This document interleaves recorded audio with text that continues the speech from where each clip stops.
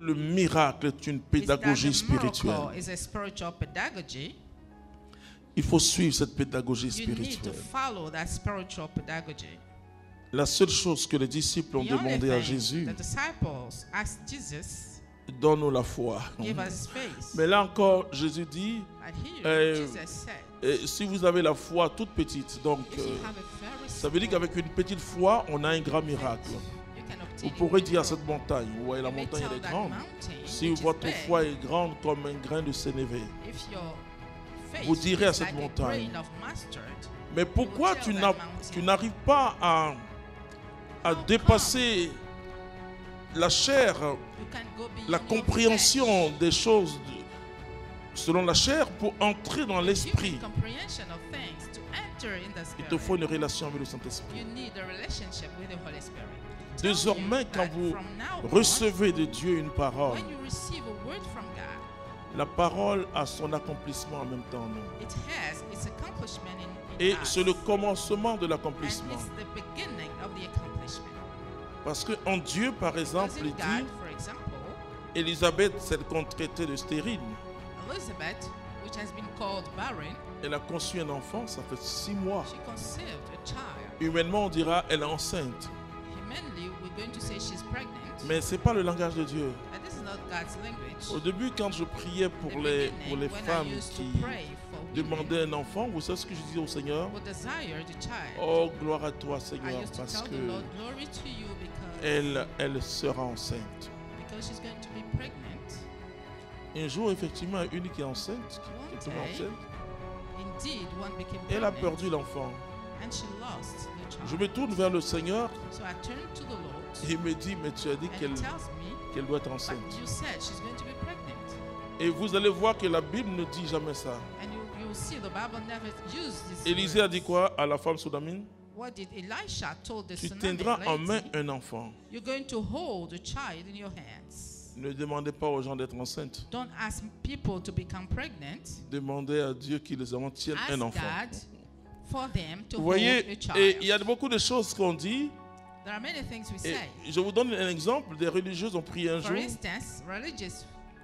Elles avaient besoin d'un âne pour travailler, quoi. Vous voyez, donc c'était des Françaises.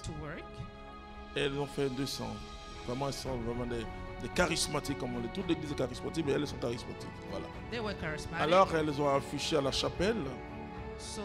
Et chaque jour, elles prient, merci Seigneur. Un voyageur passe. Bon, vous savez, il y a ce qu'on appelle l'hôtellerie chez les religieux que nous sommes. Il y a toujours un lieu d'hébergement. Ok? Et le monsieur vient avec son âne.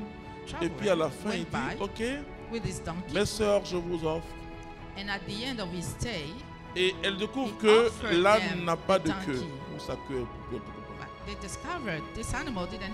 Elles vont, et le Seigneur leur dit, allez voir le dessin. Elles ont vu qu'elles ont dessiné, mais elles ont oublié la queue.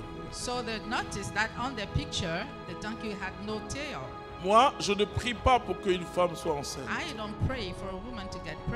Je prie pour qu'elle tienne un enfant. Parce que quand tu dis qu'elle soit enceinte, ça veut dire que tu n'as pas donné toute la parole.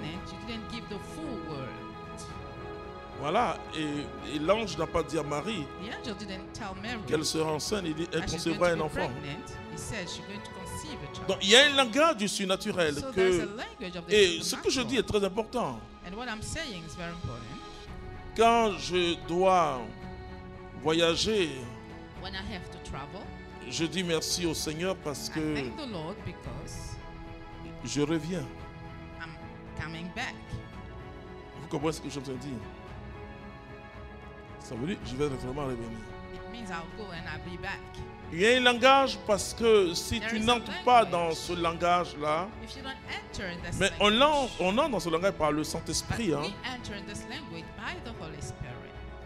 Si tu ne te vois pas revenir, demande la prière.